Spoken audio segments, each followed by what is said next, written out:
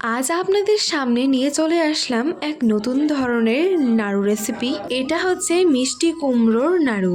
আর এই নাড়ু আপনারা খুবই সহজে বানিয়ে ফেলতে পারবেন কোনো রকম ঝামেলা ছাড়াই। আর এটা খেতেও অনেক মজার হয়, না খেলে বুঝতে পারবেন না। তার জন্য ভিডিওটি অবশ্যই শেষ পর্যন্ত স্কিপ না করে দেখে যাবেন। কিভাবে কি করবেন না করবেন তা A to Z আমি বলে দিব। ভালো লাগলে লাইক কমেন্ট শেয়ার করতে ভুলবেন না। চলুন আর বক বক করবো না, ভিডিওটি শুরু করা যাক। এটা বানানোর জন্য আমাদের প্রথমেই লাগবে মিষ্টি কুমড়ো। তো দেখুন, প্রথমেই মিষ্টি কুমড়োর খোসাটা ভালোভাবে ছড়িয়ে নিয়েছি। এবার যেটা করব, এখানে দেখুন একটা গ্রেটার নিয়ে নিয়েছি। এবার গ্রেটারে ভালোভাবে এটাকে গ্রেট করে নিব। অবশ্যই পাতলা দিকটাতে করার চেষ্টা করবেন, তাহলে বেশ পাতলা পাতলা হয়ে এই গ্রেটটা হবে আর এতে কাজটাও খুব ভালো হবে।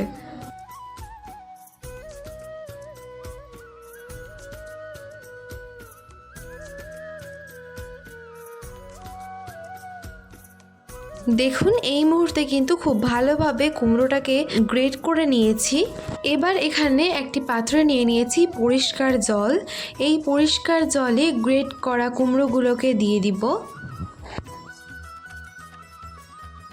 তারপরে এটাকে ভালোভাবে ধুয়ে একটা পাত্রে তুলে নিব। ভালোভাবে জল ঝরিয়ে একটা পাত্রে তুলে নিয়েছি। এবার চলে যাচ্ছি পরবর্তী ধাপে। দেখুন, এখানে একটা পাত্র বসিয়ে দিয়েছি গ্যাসে। এবার এর মধ্যে 1 চামচা মতো ঘি দিয়ে দিব। এখানে আপনারা ঘিয়ের পরিবর্তে সাদা তেলও ব্যবহার করতে পারেন, কিন্তু আমি বলবো ঘি ব্যবহার করতে, কারণ ঘিতে বেশ সুন্দর একটা ঘ্রাণ আসে আর এটার স্বাদটাও বেশ ভালো আসে। ঘিটা ভালোভাবে গলে গেলে এর মধ্যে ওই গ্রেট করা মিষ্টি কুমড়োটা দিয়ে দিতে হবে। তারপরে এটাকে একটু নাড়িয়ে চাড়িয়ে নিতে হবে, দিয়ে ঘিয়ের সঙ্গে ভালোভাবে মিশিয়ে নিতে হবে। কিছুক্ষণ নাড়িয়ে চাড়িয়ে নেওয়ার পরেই এটাকে কিছুক্ষণের জন্য ওই 10 মিনিটের মতো ঢেকে রেখে দিতে হবে। তারপরে দেখুন, ঢাকনা তুললে এটা কিন্তু একদম সিদ্ধ হয়ে আসবে আস্তে আস্তে। দেখুন, দেখলেই বুঝতে পারবেন আপনারা। তারপরে আবারও এটাকে নাড়িয়ে দিতে হবে একটু। তারপরে এর মধ্যে জল দিয়ে দিতে হবে অল্প একটু। জল দেওয়ার আগে কেন একটু ঢাকা রাখলাম বলে দিই। মিষ্টি কুমড়োর মধ্যেই কিন্তু নিজস্ব জল থাকে, সেই জলেই অল্প একটু সিদ্ধ হয়ে গেলে এর মধ্যে অল্প অল্প করে একটু জল দিতে হবে। জল দেওয়ার পরে এটাকে একটু নাড়িয়ে চাড়িয়ে নিয়ে ঢাকা দিয়ে দিতে হবে। আবারও কিছুক্ষণ পরে ফিরে আসলাম। এখন দেখুন এর অবস্থাটা কি। আস্তে আস্তে কিন্তু এরকমভাবেই সিদ্ধ হয়ে যাবে এটা। তারপরে যখন এটা অল্প সিদ্ধ হয়ে আসবে তখন এর মধ্যে 2টো ছোটো এলাচ দিয়ে দিতে হবে। তারপরে আবারও এটাকে নাড়িয়ে চাড়িয়ে নিতে হবে।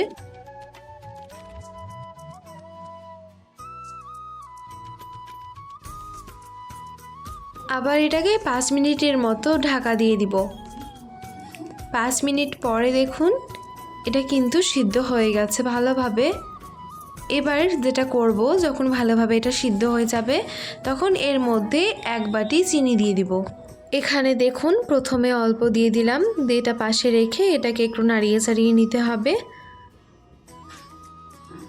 তারপরে এর মধ্যে ওই যে আর একটু চিনি রেখেছিলাম পাশে, সেই চিনিটাও এর মধ্যে দিয়ে দিব। এই চিনিগুলো যখন গলে যাবে তখন ওই চিনিটা দিয়ে দিতে হবে। এখানে কিন্তু আপনাদের পরিমাণ মতো নিতে হবে চিনিটা হচ্ছে আমাদের কিন্তু 1 বাটি লাগেনি। আপনারা আপনাদের স্বাদ মতো এখানে চিনিটা ব্যবহার করবেন। এখানে পুরো চিনিটা কিন্তু লাগেনি আমাদের। এখানে আমরা পরিমাণ মতো আমাদের ইচ্ছে মতো এখানে চিনিটা ইউজ করেছি। আপনারা আপনাদের মতো এখানে চিনিটা ইউজ করবেন। তো দেখুন, চিনিটা দিয়ে দেওয়ার পরে আবারও এটাকে ভালোভাবে একটু নাড়িয়ে চাড়িয়ে নিচ্ছি। আস্তে আস্তে চিনিটা কিন্তু ভালোভাবে গলে যাবে।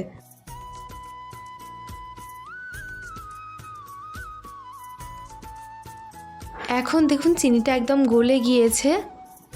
আপনারা দেখেই বুঝতে পারছেন যে এই যে চিনিগুলো এইভাবে গলে গেছে দেখুন। তো এবার যেটা করব, এখানে একটু ফুড কালার মিশিয়ে দেব। এটা শুধুমাত্র একটু সুন্দর দেখার জন্য, একটু কালার আসার জন্য। এটা হচ্ছে অপশনাল, আপনারা দিতেও পারেন না দিতেও পারেন, কোনো সমস্যা নেই। তো এই দেখুন, এবার আবারও এটাকে ভালোভাবে মিশিয়ে নিচ্ছি ওই ফুড কালারটির সঙ্গে।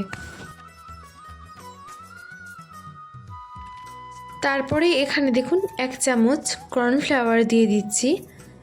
সেটা দিয়ে দেওয়ার পরে আবারও ভালোভাবে এটাকে নাড়াতে থাকতে হবে। নাড়ানো কিন্তু বন্ধ করলে চলবে না, অনবরত এটাকে নাড়াতে হবে। আর দেখুন এটা কিন্তু মানে ওই যে কর্নফ্লাওয়ারটা দিলাম সেটা কিন্তু যাতে দলা বেঁধে না থাকে এদিকে একটু খেয়াল রাখবেন। ভালোভাবে এটাকে মিশিয়ে একদম মানে ইয়ের সঙ্গে মিশিয়ে নিতে হবে, কুমড়োটার সঙ্গে।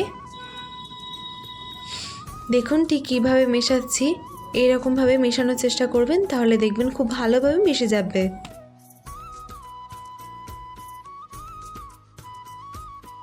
এইভাবেই আমাদের কিছুটা সময় নিয়ে অনবরত নাড়াতে থাকতে হবে। আস্তে আস্তে দেখবেন এটা কিন্তু জমাট বেঁধে আসবে, মানে জলটা বেশ সোফ করে নিবে, মানে শুকিয়ে শুকিয়ে আসবে দেখবেন জলটা। আপনাদেরকে দেখিয়ে দিব। তো এখন এরকমভাবেই নাড়াতে থাকছি।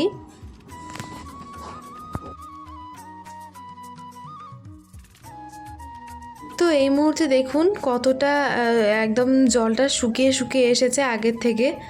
তো এখন দেখুন আমাদের এটা কিন্তু হয়ে গেছে, এই নাড়ুর পুরটা রেডি। এবার এখানে একটা প্লেট নিয়ে নিয়েছি, সেই প্লেটে এটা ঢেলে নিব। তারপরে এটাকে একটু হালকা ঠান্ডা করে নিতে হবে।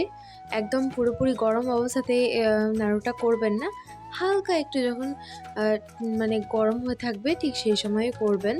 তো দেখুন এখন একটু হাতে সাদা তেল মাখিয়ে নিলাম, তারপরে অল্প অল্প করে পুর নিয়ে এবার এইগুলোকে গোল গোল শেপ দিয়ে নিব, নাড়ুর শেপ দিয়ে নিব। আপনারা আপনাদের মতো ছোট বড় করে নিতে পারেন। তো এইভাবেই ভালোভাবে এগুলোকে গোল গোল সুন্দর করে গোল গোল করে নিচ্ছি।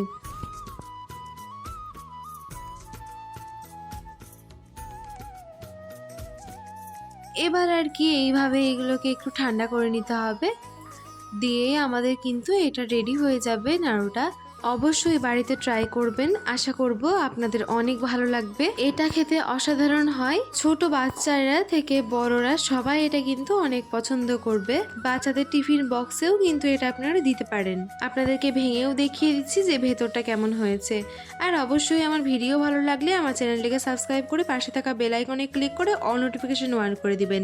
এতে আমার নতুন নতুন ভিডিওগুলো সবার আগে আপনার নোটিফিকেশনে পৌঁছে যাবে। আর যদি ভিডিও ফেসবুক থেকে দেখেন তাহলে অবশ্যই আমার পেজটিকে ফলো করতে ভুলবেন না। সবাই ভালো খান, সুস্থ থাকুন। আজকের মতো এখানেই বিদায় নিচ্ছি। সবাইকে শেষ পর্যন্ত ধৈর্য সহকারে ভিডিওটি দেখার জন্য অনেক অনেক ধন্যবাদ।